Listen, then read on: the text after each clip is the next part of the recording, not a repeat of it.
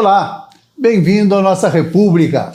Você já percebeu que a eleição de 2026 começou muito antes de agosto, que é quando normalmente aquece, enquanto o Brasil ainda digere os resultados de 2024, candidaturas já estão nas ruas, máquinas públicas trabalham em ritmo acelerado e as redes sociais fervilham de estratégia política. Mas o que realmente mudou no marketing político desde a última eleição? O eleitor está mais resistente à propaganda? A polarização ainda mobiliza voto ou já virou um limite? E em Mato Grosso, onde a presença física do candidato pesa como em poucos lugares, como as campanhas devem conversar com o eleitor? Hoje conversamos com Kleber Lima, jornalista e marqueteiro experiente, para desvendar os bastidores das campanhas de 2026.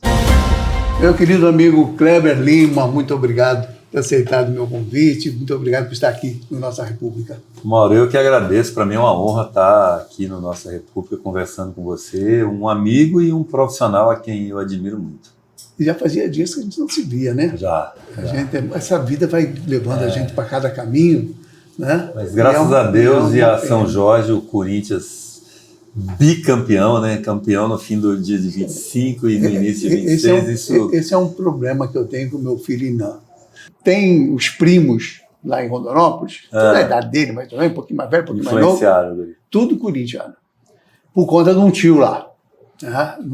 Boa influência. Primo.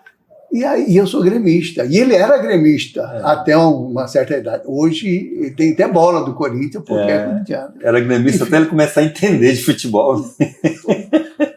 Vai, Corinthians! Vai, Corinthians. E a Michele também é corintiana, né? Não, a Michele é santista. O dó. Michele é santista e é também hereditário e tal. Eu na minha vida toda, meus sobrinhos todos, filhos de Claudinho, Narinha, meus sobrinhos todos, da família de Margarete, são gremistas por conta do tio, né? Tem essa relação pessoal assim, muito forte, eles se criaram na minha casa, então viraram todos gremistas. São adultos, não voltam mais atrás. Eles não tem jeito, não tem conserto mais. Mas olha, Kleber, essa conversa minha com você tem muito a ver com a sua experiência como jornalista e como marqueteiro, como analista político, como alguém que vive o processo eleitoral, com a experiência enorme que você tem nisso.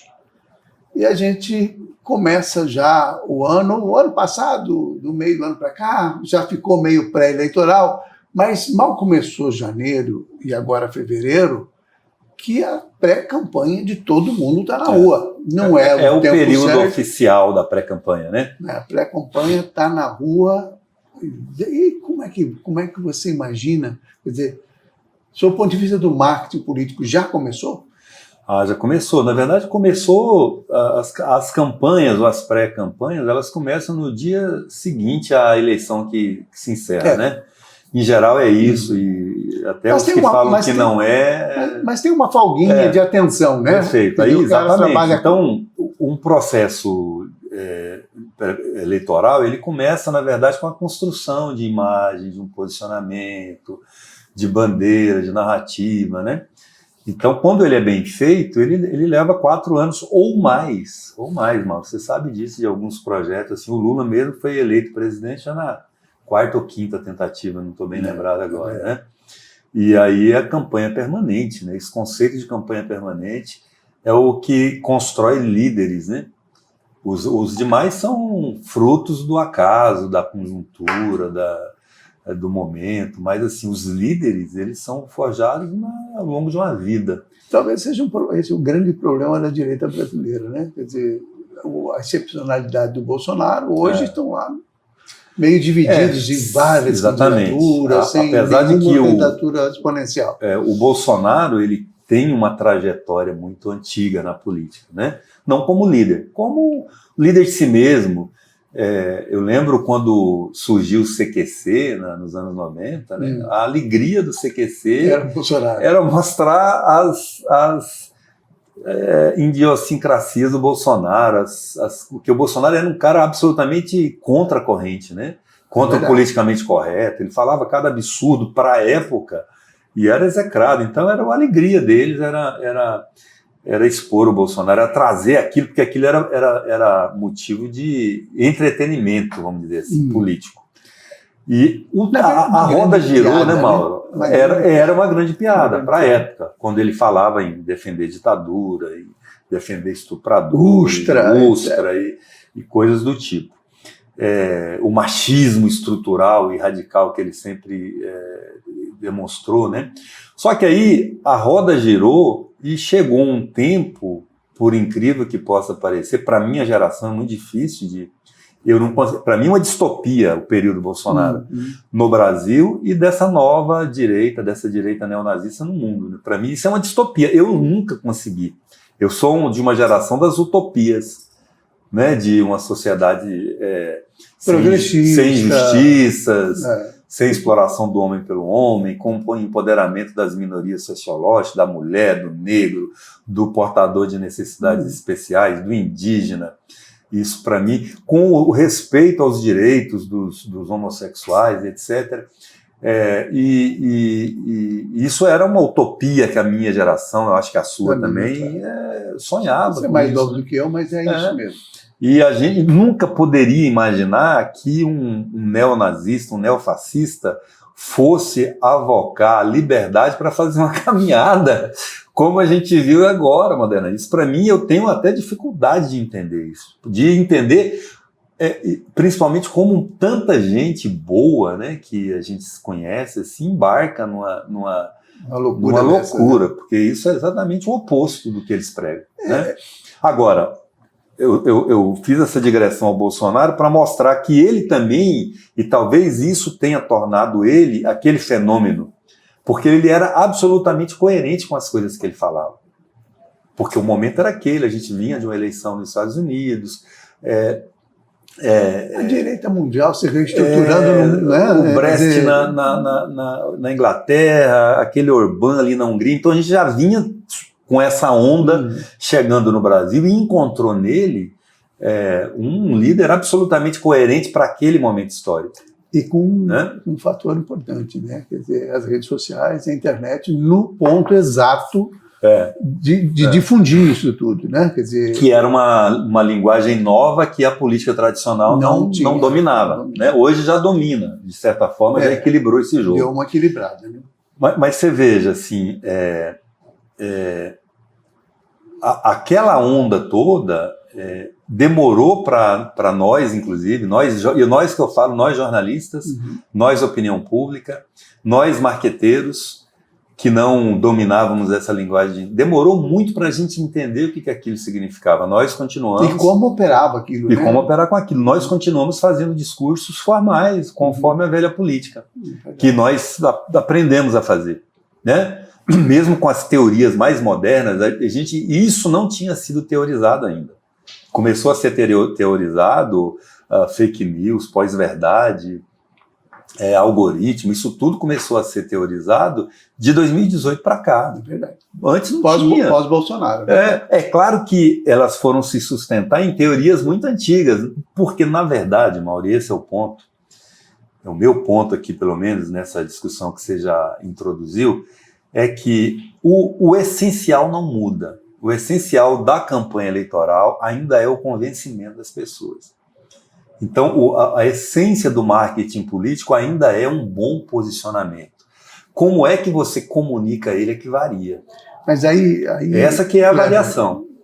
Aí tem um ponto importante, quer dizer, ainda que o convencimento seja como objetivo aquilo que precisa ser, que é exatamente conquista do voto, por aí, né? Mas as ferramentas são outras. Sim. O caminho é completamente A comunicação diferente. é que mudou. Comunicação é ferramenta nesse caso. Né?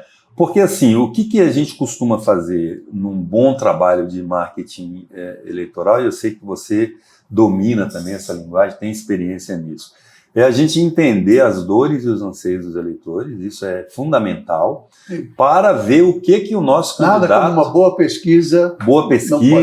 Observação, fontes de dados secundários, clipping de matérias, dados históricos. Só que hoje você tem que fazer leitura de rede social obrigatoriamente. Também, aí você inclui isso, você faz diagnóstico de rede, e aí você entender o seguinte, o que o seu candidato tem para oferecer para esses anseios ou para atender esses anseios de uma massa, de um grupo de eleitores ou para amenizar as dores que eles estão sentindo. Em alguns momentos, é o anseio que é o maior motivador de voto. É a esperança. Eu lembro assim, que o Lula, quando ganhou em 89, era a esperança venceu o medo, né? Então era esperança, era anseio.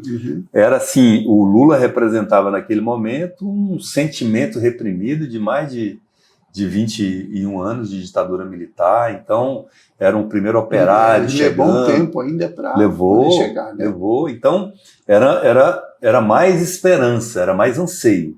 Aí, em alguns momentos é mais dor, né? Então assim, o que está doendo? Isso, a dor é mais nas eleições, por exemplo, uma eleição municipal é mais dor do que esperança. O Abílio se elegeu aqui em cima da dor das pessoas. Não foi isso. O que o Abílio vendeu? Vou acabar com a corrupção que estava doendo, porque a corrupção em Cuiabá, as narrativas que foram construídas, era, na percepção do público, responsável pela buraqueira, pela falta de saúde, pelo caos. Já que você entrou nesse assunto, e agora?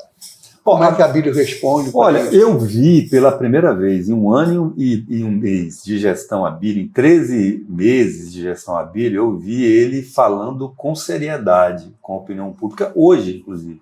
Hoje que nós estamos gravando aqui, né? Hoje é terça-feira, dia 3 de fevereiro. Falando assim, olha, a culpa do buraco na cidade é minha, eu sou o prefeito. A culpa do mato crescendo na rua é minha, eu sou o prefeito. A culpa pelo que não está funcionando na cidade é minha, eu sou o prefeito. Isso eu achei, talvez, se isso virar uma tendência, é uma virada de chave. O Abílio acordando do sonho da eleição, da euforia da eleição, saindo um pouco do algoritmo e vindo para a realidade. Essa loucura ideológica, ainda trabalhando isso. Mas aí é método, né? Aí já é método também. Você acha que isso é importante para ele se manter? Para ele sim, porque ainda existe um público para isso. Essa caminhada do Nicolas aí, ela divide opiniões, mas o fato é que ela mobilizou as atenções durante uma semana. Teve muita gente daqui, muito político daqui que foi, alguns se machucaram, alguns adoeceram. Aqui, alhures, né? Caiu raio, mas enfim...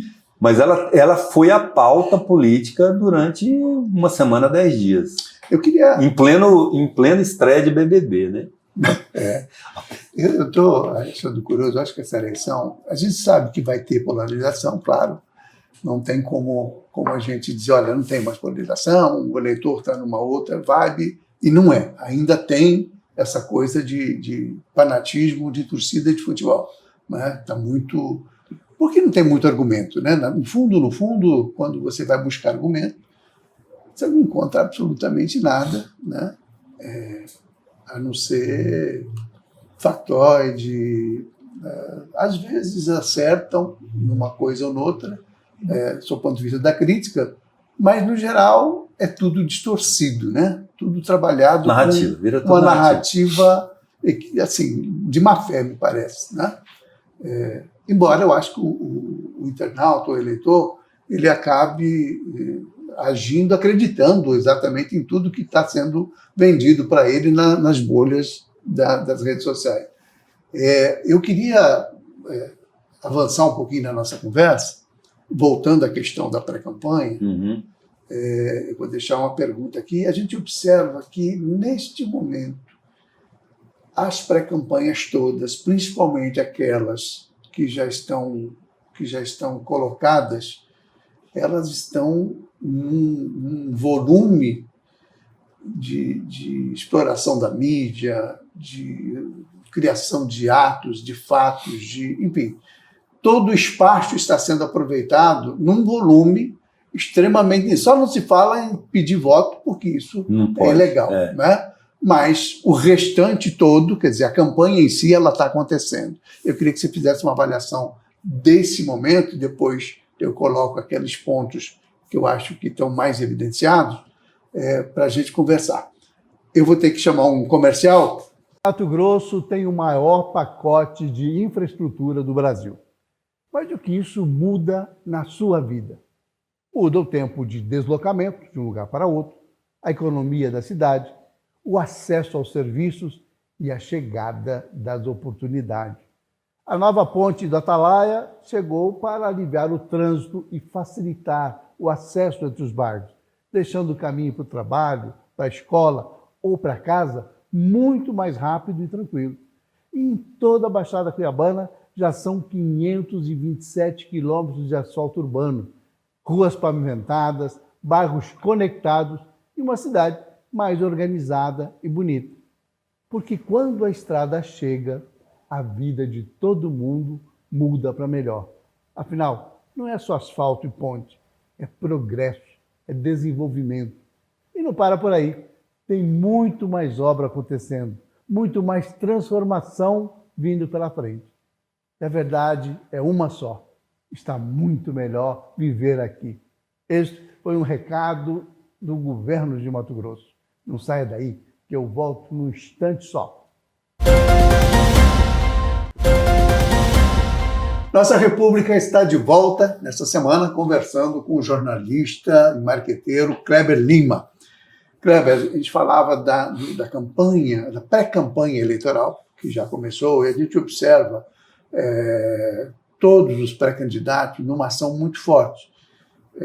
O governo do Estado, por exemplo, fazendo todas as entregas no Estado inteiro, anunciando obras novas no Estado inteiro, e divulgando muito. Eu estou pegando o exemplo do governo porque é o que está mais evidenciado. Não é que haja um erro nesse sentido, mas no sentido de que há um volume grande de exposição do pré-candidato ao Senado, Mauro Mendes, e ao mesmo tempo uma tentativa de expor publicamente, expor no sentido positivo, obviamente, o vice-governador Otaviano Pivetta, que é pré-candidato ao governo, quer dizer, vai disputar a eleição para suceder o Mauro Mendes. Mas junto com ele estão todos os pré-candidatos a deputado estadual da base governista e todos aqueles novos candidatos que se afinam com essa base, estão viajando, participando de caravana, município por município, região por região, enfim. Eu nunca tinha visto, claro que todo o candidato que sai do governo, ele trabalha as entregas, faz prestação de contas e tal, mas eu não sei se é a eficiência da SECOM ou se é um movimento político estratégico de marketing bem estruturado. O que é que está acontecendo? Olha, Mauro, assim, nesse jogo, cada um usa as armas que tem e joga com o regulamento debaixo do braço. Os que tem uns mais conservadores, que deixam uma margem de distância do limite, da legalidade, tem outros que são mais ousados, jogam na linha do campo, Joga ali com a bola em cima e meia bola para fora é campo ainda, Então, aí fica às vezes sujeito ao VAR ou à interpretação do Bandeira, mas os riscos cada um corre. Você falou tudo. No caso do governo do Estado, do governador Mauro, ele tem, a rigor, 60 dias para prestar conta do que é mais importante para ele nessa eleição, que é o quê? O legado que ele está deixando depois de 7 anos e 3 meses de mandato. Então, e é legítimo, É absolutamente legítimo. Todos fizeram isso, fazem na reeleição e fazem quando estão deixando o cargo para disputar. Então, se a gente pegar a história recente de Mato Grosso, do Dante para cá que teve a reeleição, então o Dante fez a mesmíssima coisa, não deu certo para ele por um fator político que a gente até pode entrar depois, um erro que eu acho que ele cometeu de querer salvar o candidato a governo, porque senão ele teria sido eleito senador, não tenho dúvida disso, era o amplo favorito, como é hoje o Mauro Mendes. Aconteceu no governo do Blairo, que foi o sucessor do Dante, na reeleição e quando ele concluiu o segundo mandato, que fez o sucessor, inclusive, que foi o Silval Barbosa, aliás, o único, né, no período que conseguiu se reeleger e fazer o sucessor. E aconteceu no governo do Pedro, só que ele tinha menos entregas para apresentar na reeleição, quase não tinha entrega, tinha uma crise. Foi um momento muito difícil, né? Tanto assim que o resultado dele que ele ficou em terceiro lugar. Até vi o Mauro dando uma entrevista dizendo que ele ficou em quarto. É uma ironia. Ele falou que ficou em quarto porque perdeu para nulos e brancos, né? Mas nulo e branco não é candidato, então ficou em terceiro lugar. E aconteceu na reeleição do Mauro, e agora acontece quando ele concluiu o governo. É legítimo, desde que ele não ultrapasse ali a linha do pênalti. Da legalidade, né? Então, assim, tomar cuidado para não oferecer, não ter show, não ter bebida, não ter brinde, não pedir voto, né? Então, não usar a máquina para transportar eleitores e tal. É muito difícil de identificar isso porque é uma ação de governo. Mas se o Dante fazia isso aqui na reeleição, estou recorrendo ao Dante com admiração que eu tenho pelo Dante, Mauro, mas é porque, para mim, é um limiar, né, desse novo formato de campanha, porque foi quando... Embora na época do Dante não tinha essa regra legal. Mas foi quando introduziu a reeleição, né? Então, eu digo assim, ele fazia, eu lembro assim, a duplicação da ponte nova, ali, ligando Cuiabá a Vargem Grande. Ele de manhã montou um palanque para inaugurar e à noite ele voltou ali para fazer um comício no bairro, na região, com as gentes das duas cidades, né? Então isso é possível fazer até hoje, a legislação permite, você não pode usar o mesmo palanque, porque ele terá sido pago por dinheiro público, mas você pode montar um palanque do lado, da mesma empresa com contrato do partido que pode, é legal. Então, nós falamos Mas isso depois das convenções, né? Não, agora, na pré-campanha, tem restrições, né? Agora ele pode fazer o seguinte, ele pode ir à Confresa, vistoriar uma obra do hospital regional que está sendo construída lá de dia, e fazer uma reunião política à noite na sede da Câmara, de um clube que tem lá, e é legal. Não tem nada que impeça ele de fazê-lo. Ele tem lugar de fala, então, para poder falar do que ele quiser, porque ele dá entrevistas, etc. Com essa ótica, quem tem mandato, seja de parlamentar, seja de executivo, quem tem mandato tem uma vantagem enorme, né? Muito grande. Eu ia falar do segundo caso, que é o caso dos parlamentares. O parlamentar não precisa nem viajar. Ele tem uma tribuna, ele tem transmissão ao vivo das sessões. Ontem teve a abertura do ano legislativo, TV Assembleia, Rádio Assembleia, transmitindo para o estado inteiro. E é legal, então ele já tem um palanque virtual todo o tempo, né? O deputado. Favorecido, amplamente. E no caso de Mato Grosso, com toda a estrutura que é oferecida aos parlamentares, então assim, eu acho muito injusto a disputa. É difícil. A renovação é pequena, né? Quando acontece. Porque assim, com 26 milhões, salvo engano, de emenda por ano, cada deputado do baixo clero, né? Porque se ele vai graduando, ele vai melhorando as vantagens. Vai tendo pelo menos mais acesso. Como é que você, que não tem nada disso, concorre com... Você tem que ter muita liderança popular, ou muito café no bule aqui, né? Empresário, tem muitos... Por isso que os empresários estão entrando muito nas eleições também, porque eles os que têm mais igualdade de condições, né? Dentro dessa desigualdade, o que é legítimo. Não estou dizendo aqui que é legal. Leva a uma outra discussão, né, Kleber? Que é a questão da representatividade, né? Seja na Assembleia Legislativa, seja no Congresso Nacional, você tem uma disparidade enorme. Quer dizer, quem está lá presente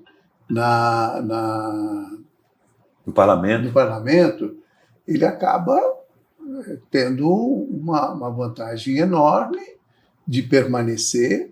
Quer dizer, o Brasil não é bem representado no Congresso Nacional, nem na Assembleia Legislativa, que de Mato Grosso não é bem representado, do ponto de vista dos estratos sociais, enfim.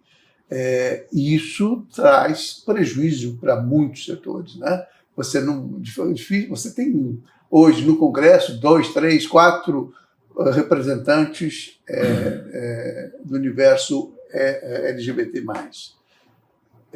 que se destacam e tal, certo? Uhum. A Assembleia Legislativa nenhuma, né? A Assembleia Legislativa tem uma mulher, né? Apenas uma, e tem dificuldade de fazer mais. Não tem nenhum assim assumido, né?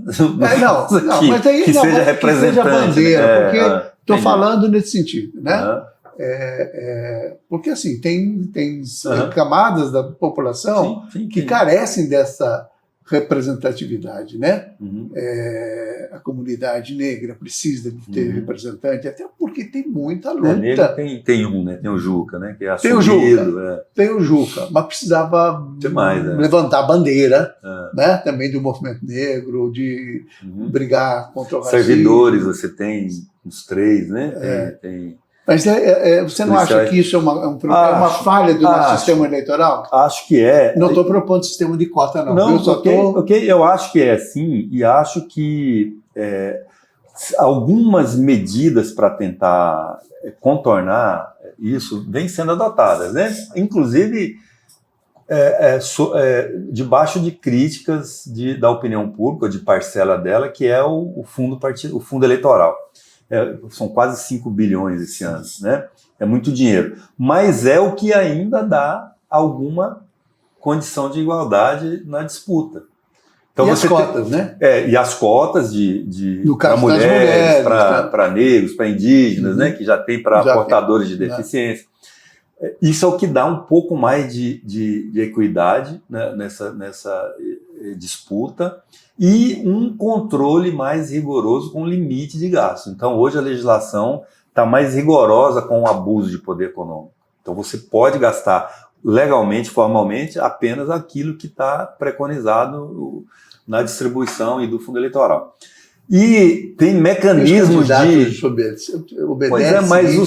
por exemplo, apesar de estar mais raleado hoje, assim, mais escasso o uso de material gráfico, mas a Justiça Eleitoral já está estimando, por exemplo, está fiscalizando as gráficas. Se uma gráfica tem um consumo de papel X e ela declarou Y, aí já vai ter um problema, ela vai fazer uma checagem, né? Então, eu acho que já melhorou muito nesse sentido. E a outra alternativa, assim, as outras medidas, Mauro, elas são da vida real. Então, o que a gente vê, assim, que independe um pouco de poderio econômico? Os segmentos organizados. Você fala aqui, evangélicos. Evangélico tem uma bancada evangélica, é a que mais cresceu no Brasil, gigantesca, e não é com o poder da grana, é o poder da fé. Aliás, às vezes da má fé, inclusive, né? De alguns... Da manipulação. Da manipulação, é disso que eu estou falando. Então, esses segmentos mais organizados, o agronegócio, aí é uma mistura de organização, de segmento com grana, muita grana. É o setor hoje que mais financia, né? Mais do que o industrial até. Né? E essa é uma situação dificílima, né? Porque essa coisa de bancada da bala, bancada do agro, bancada... De branco, né? Que é os médicos também, que tem uma bancada forte. Você acaba tendo um lobby forte, do ponto de vista de impedir avanço em legislação ou de propor certas coisas que, por exemplo, a questão ambiental está sempre em risco por conta disso, né?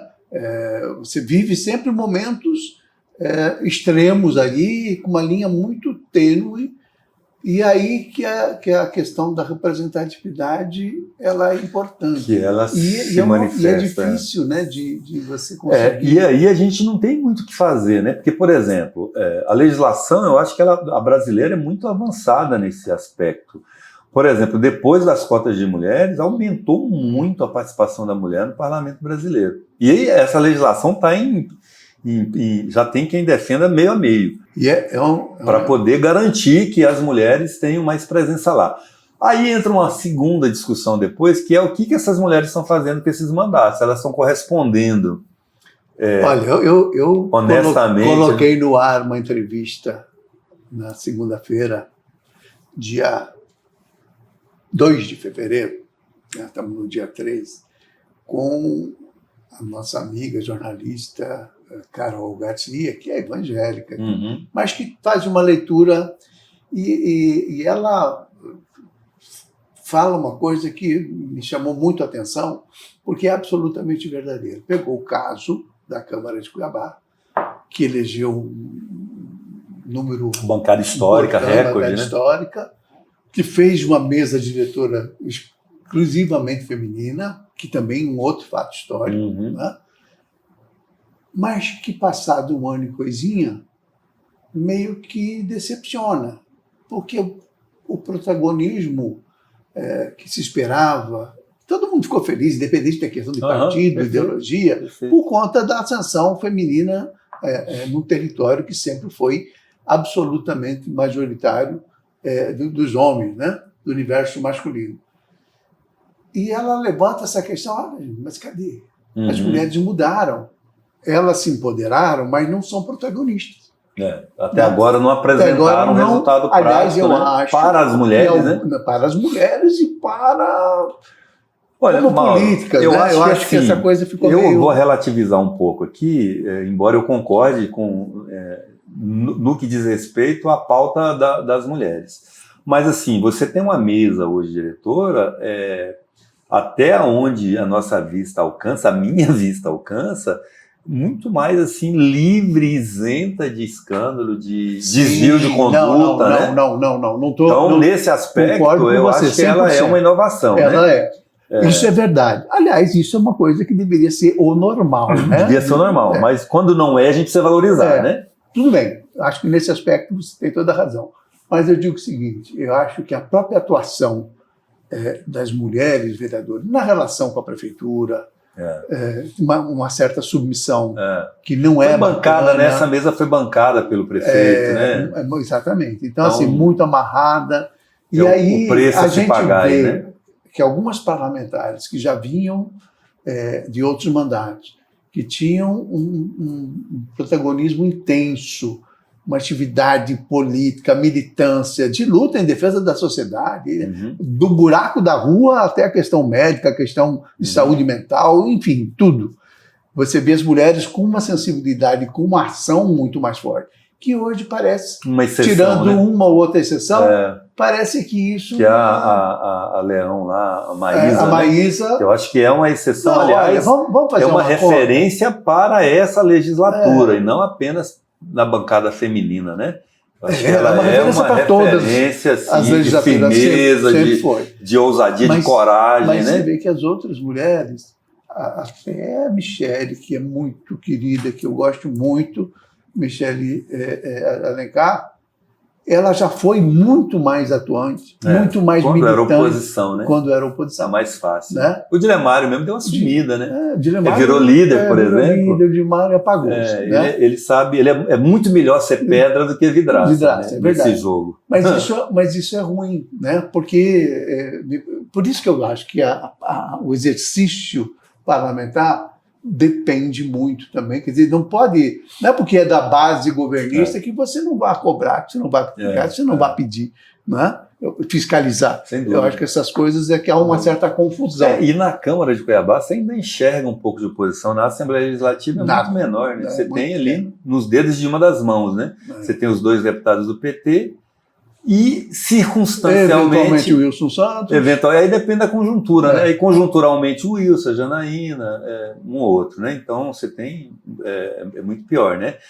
Também é do jogo, a habilidade do governo, e isso acontece muito porque é um governo bem avaliado, o do Mauro, né? Voltando ao Mauro, e eu queria falar um pouco disso também, que foi a primeira pergunta, a primeira provocação que você me fez. Como é que eu estava enxergando esse primeiro momento assim da pré-campanha? Eu enxergo esse esforço de posicionamento, que é a área que eu mais gosto de atuar, Mauro. Então eu começo a observar, né, a construção do discurso.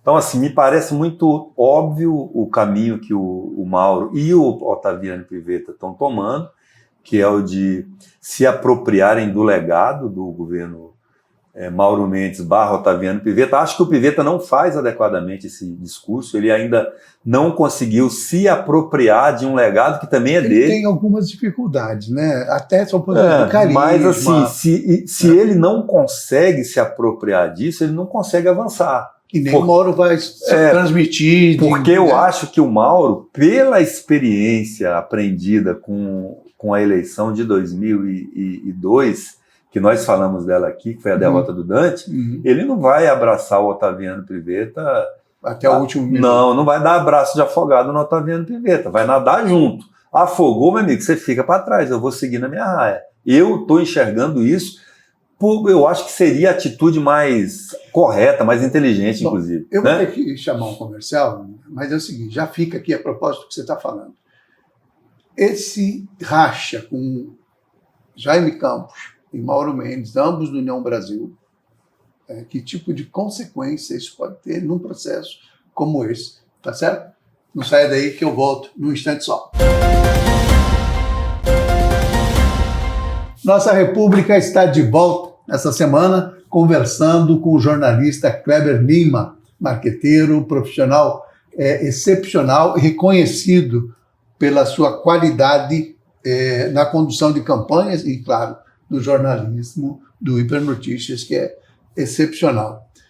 Kleber, eu te perguntava essa divergência política que já não tem mais retorno entre Mauro Mendes e Jaime Campos, ainda que Jaime não seja candidato. Esse é um jogo que está definido, eles vão disputar a eleição de alguma maneira, mesmo não disputando a eleição, um vai fazer campanha para outra, um não vai fazer campanha para o outro, né? Quer dizer, o Mauro já perdeu o Jaime. E isso muda um pouquinho o cenário, tem consequências? Como é que você está avaliando esse quadro? Então, a pergunta é essa, assim, essa briga, ela tem ainda reconciliação ou não? A gente sabe que em política acontecem coisas assim, até piores do que foi, né? Porque, na verdade, do ponto de vista mais pessoal, o Jaime atacou mais o Blairo, que está fora da disputa, do que propriamente o Mauro e o Otaviano. E ele fez crítica política ao governo. Legítimas também, né? Legítimas, porque ele é filiado ao partido. E você ser correligionário não te impede de criticar, disputar, né? É verdade. Enfim, a crítica mais contundente dele foi em relação à não prioridade na visão dele do Parque Novo Mato Grosso. Mas não é sobre isso que eu estou falando. Estou falando com o compromisso do Mauro assumido publicamente e já encampado por ele com o Otaviano Pivetta. Quer dizer, mas como é que ele tirou... Mas ele deu uma janela para o Jaime. Ele deu uma janela para o Jaime. Ele não fechou todas as saídas por ele. Ele falou, olha, eu já tenho um compromisso com o Otaviano Pivetta, né, que é o meu candidato, mas se o Jaime quiser, tanto o Mauro como o Fábio Garcia, que é o secretário da Casa Civil, disseram publicamente, se o Jaime quiser ser candidato à reeleição para o Senado, ele é o nosso candidato, é 2 vagas. Então, assim, tem uma janela para o Jaime. Janelinha. Aí o Júlio diz sobre isso assim, olha, a eleição de senador hoje está mais difícil do que a eleição de governador. Então, se é por grau de dificuldade, vamos disputar para governador. Mas nós sabemos que o Jaime, ele é conhecido e reconhecido por não entrar em eleição duvidosa, ele só entra para ganhar. A gente sabe disso, né? Se entrar porque ele está acreditando na possibilidade. Se ele se candidatar é porque ele acredita na possibilidade. E essa coisa dele de sair de governo também, por outro lado, não seria a primeira vez. Ele era Pedro Táxi, governo inteiro, com secretários indicados, inclusive no apagar das luzes, foi apoiar o Mauro Mendes. Então, assim, olha a narrativa, né? Você pode dizer assim, que ele é o rato que abandona o navio, é uma narrativa, e você pode dizer numa outra perspectiva de narrativa que ele é pé quente, né? Porque ele nunca perdeu uma eleição aqui de governador, né? Ele sempre nunca perdeu de nada. Exceto a do Bezerra, né? Que aí ele apoiou formalmente o Oswaldo Sobrinho. Mas não era o candidato. Mas era um candidato para cumprir tabela. Teve né? dificuldade na eleição de prefeito, de prefeitura. E na do Dante, né? Também foi uma eleição para cumprir tabela, ele mesmo não disputou. Não disputou. Enfim. Mas eu falo. Então, assim, esses arranjos, Mauro, a pergunta, objetivamente, que você me fez é a seguinte: é claro que cria empecilho para o Mauro. O Jaime, ele é uma liderança política importante, lidera um segmento que se vê alijado dos espaços de poder por essa nova política que está surgindo, nova velha, né? Porque assim, o Pivetta, 3 vezes prefeito, deputado, não é mais novidade. Inclusive de idade, né? Já é um senhor. Um senhor, né? Já quase idoso ou idoso, eu não sei qual é a definição de idoso hoje. Eu acho que é 60 e poucos anos, então já é, né? Nós já estamos quase lá. Não, então, eu já sou idoso, imagina né? Ele, com carteirinha e tudo. E aí, ó, já tem direito a estacionamento. Estacionamento, com fila de que banco, idade que você pode pegar? Com 60 anos. Então pronto, então o Pivetta já é idoso, o Jaime já é idoso, o Wellington já é idoso. É uma eleição de idosos, né? De velhinhos. Então esse não é um diferencial para ninguém. Você acredita na possibilidade de uma união, sabe-se lá como, ainda que informal, o Wellington e o Jaime para disputar? Acredito. O que eu não acredito é o Wellington Ottaviano, porque eu acho que aí sim as pontes foram queimadas. Pela iniciativa do Ottaviano de buscar o apoio da cúpula nacional do PL, a revelia do Wellington aqui. Se fosse uma construção de baixo para cima, tudo bem, mas ela veio de cima para baixo, o Wellington reagiu de uma maneira muito dura. Então eu acredito que o Wellington está determinado, né? É a chance dele, né? Esse mandato agora de senador. Nunca também. Porque se ele perdeu, ele não perde, né? Ele perder a eleição, ele continua senador. Né? Mas ele já tem muita perspectiva de chegar ao governo lá na frente, daqui 4 anos, né? O Jaime também não tem e o Pivetta dificilmente. Então, para os 3, essa seria a última possibilidade, chance de virar governadores, né? Eu vejo assim.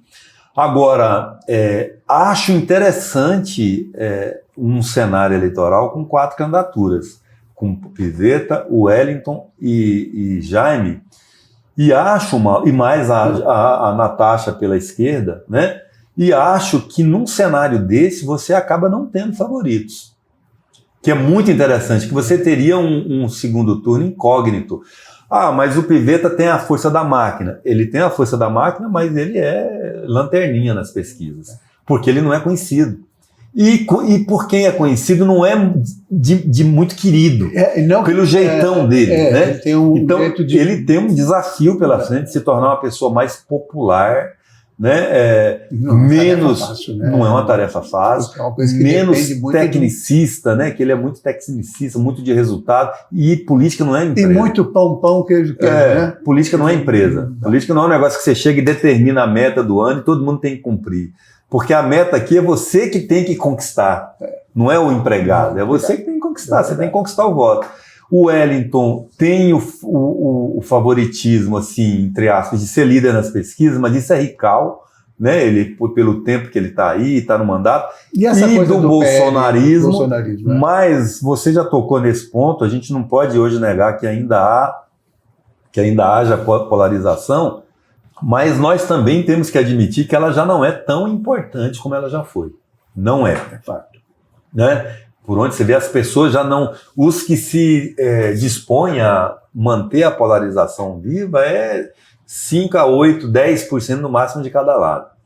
Então, assim, as pessoas hoje não querem mais... É que, assim, eu vi um estudo esses dias interessante sobre isso. Como essas 5% são mais barulhentas, cria uma ilusão, uma sensação de que a polarização está viva, mas não é, as pessoas estão saindo disso.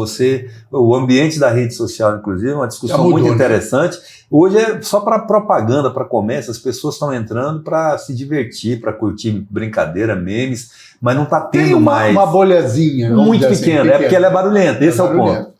Ela é muito barulhenta. O algoritmo... em todas as plataformas. O algoritmo já não está mais entregando a mesma coisa, porque já saturou, né? Então está cansado. A gente está já no último bloco, chegando lá, eu tenho que aproveitar você para tratar de um assunto que eu acho que é fundamental em tudo isso que a gente conversou, que é a regulação das big techs, o combate às fake news e algum tipo de controle às ilegalidades que acontecem, né? Porque realmente é extremamente complicado, tanto que a internet pode manipular a internet, claro, através das pessoas, né? De quem se utiliza dela politicamente, enfim.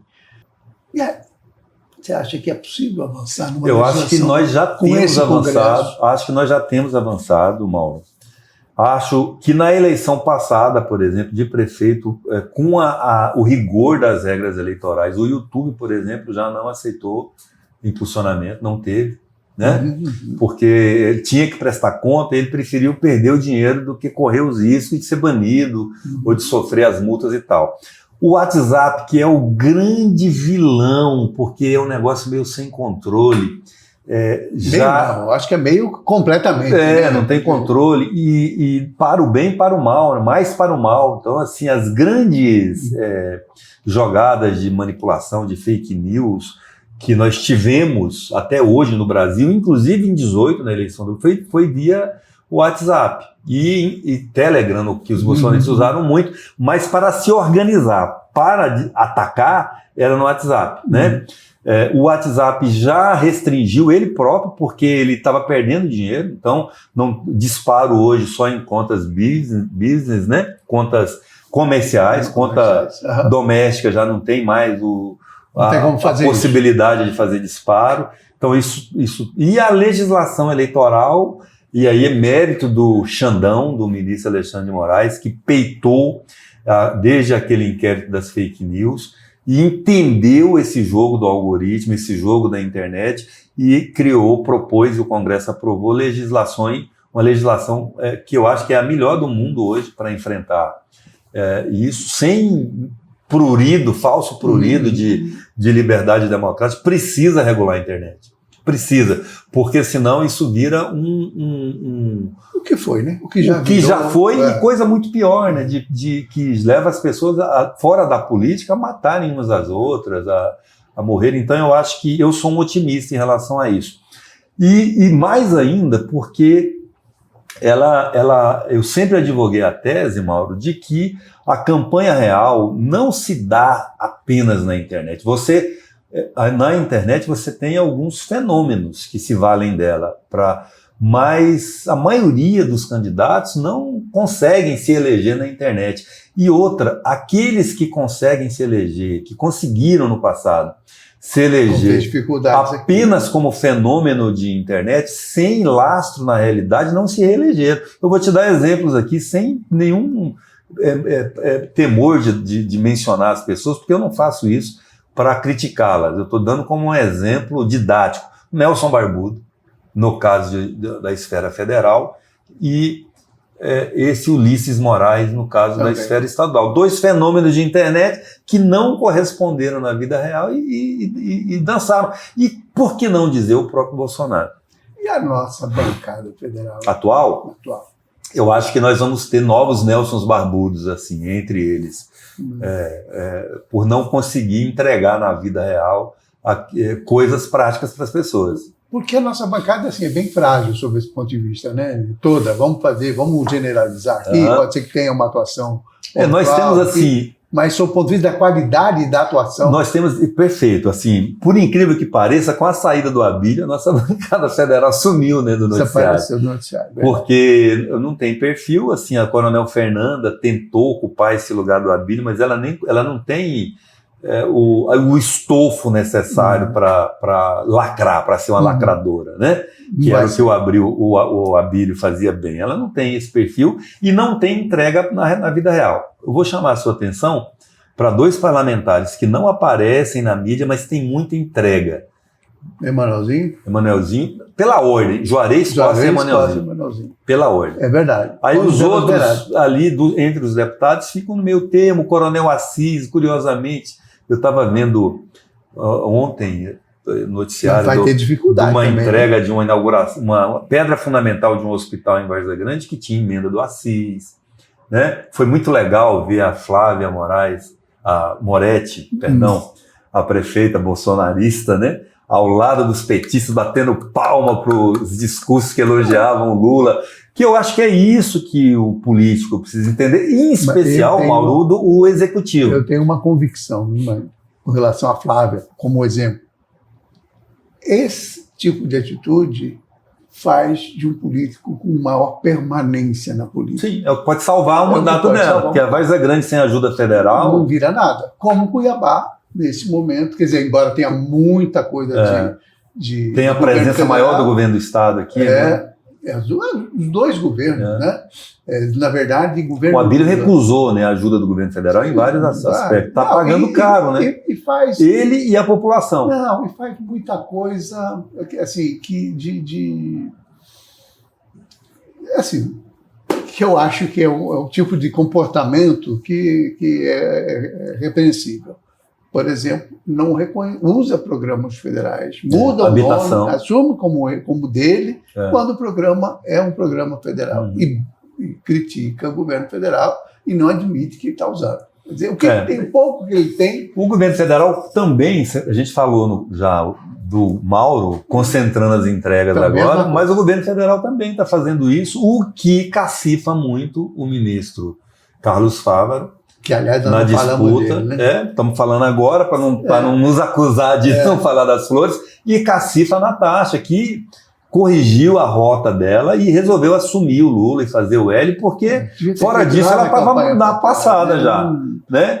Talvez se tivesse feito, teria se mantido na disputa. Era uma briga, mas não tinha como, por conta do Max. Do líder do partido. Não tinha possibilidade desse encaminhamento. Né?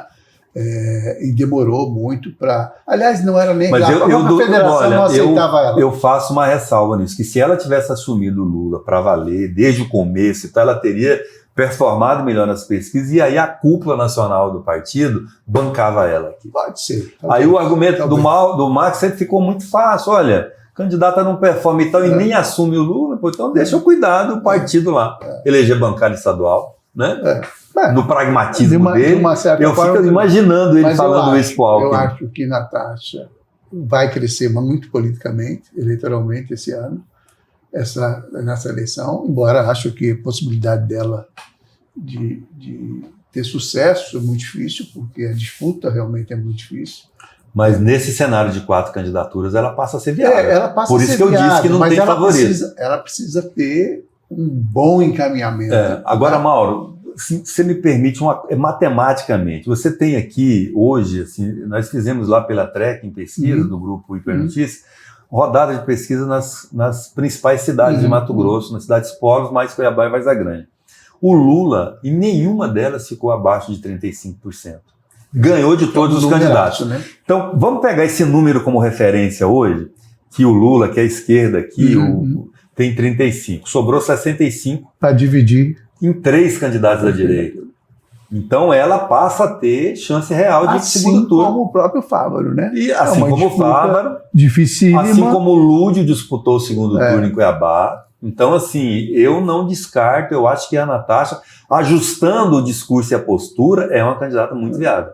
Eu sinto ainda hoje que ela apesar dela estar com essa posição, mas ela titubeia um pouco, ela fica meio...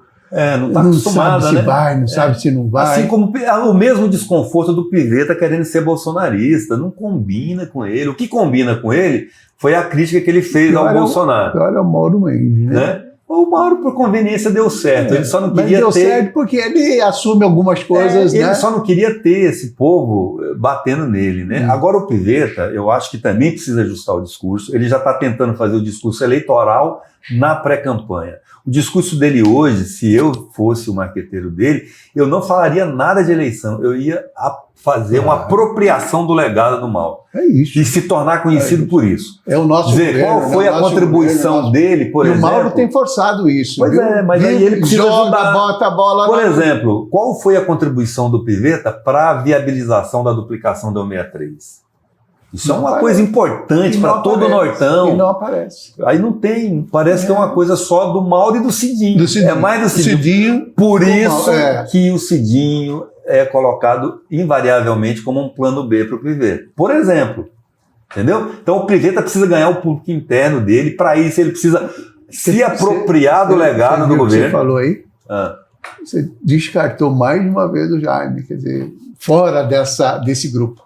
O Jaime definitivamente não faz parte. Mas ele não seria uma alternativa para o Mauro. Ele pode ser um terceiro candidato, né? Ou um aliado aí do Hélito, trazendo o MDB, numa construção aí para fortalecer o Hélito num movimento mais para o centro. que pode ser uma coisa interessante Mas também. o Wellington também está influído nessa coisa do bolsonarismo. Hoje, agora, aí vai visitar o Bolsonaro, foi autorizado, né? Vamos ver o que sai de lá. Vai sair muita conversa, com certeza, né? Agora, pelo menos, ele vai ter o controle da narrativa. Mas, né? olha, sabe o que eu acho? O Wellington, ele sempre teve um voto esparramado no estado inteiro, porque é um cara que sempre, como parlamentar, fez muita entrega, né? Ele era muito do varejinho, né? Varejinho, prefeito, vereador, não sei o quê, e sempre teve uma atuação muito forte nesse sentido. Sempre teve do lado. É a primeira vez que o Wellington está numa posição oposta, né, ao governo de plantão. É a primeira vez desde que eu estou aqui, mais de 30 anos. Isso, dos dois, né? Não importa quem é o governo, ele sempre teve a favor, né? Sim. Com exceção desse governo, o último governo do Lula, Lula 3, né? Por conta do bolsonarismo, dessa coisa que tomou conta, né? E que eu acho que não está fazendo a leitura correta. Você falou uma coisa que eu acho que é fundamental, os 35% da centro-esquerda. Da esquerda e da centro-esquerda, né? Se tiver um candidato que assuma, ele pega esses votos. Ele pega os votos. E a Natasha tem tudo para fazer. Tem tudo, porque ela faz. Eu acho que as deficiências da Natasha são outras. Ter um conteúdo ser melhor preparada no conteúdo, na proposta, mas aí precisa. Ela fala bem, mas às vezes a fala não tem força, né? Não tem força. Porque ela não se sustenta numa prática. Eu até brinquei, eu entrevistei a Natasha esses dias lá no Hipernotícias, e até brinquei com ela, você é a única que pode dizer assim, que eu sou Lula desde criancinha, porque você é filha da Séries. E a Séries é uma figuraça. Figuraça, é uma referência, talvez a maior referência. Quando fala no PT, só tem dois nomes, Séries e Lúdio. Ela saiu do PT há tantos anos e ainda é uma referência do PT. Nós vamos ficando por aqui, com Nossa República, agradecendo aí a sua audiência e esperando você no próximo programa. É uma outra entrevista tão importante quanto esta, do nosso querido amigo Kleber Lima. Obrigado, professor. Gratidão, Mauro. Você também. E a você que está aqui no Nossa República, dá uma passadinha lá no www.hnt.com.br de vez em quando. Nós vamos ficando por aqui com Nossa República, agradecendo aí a sua audiência e esperando você no próximo programa.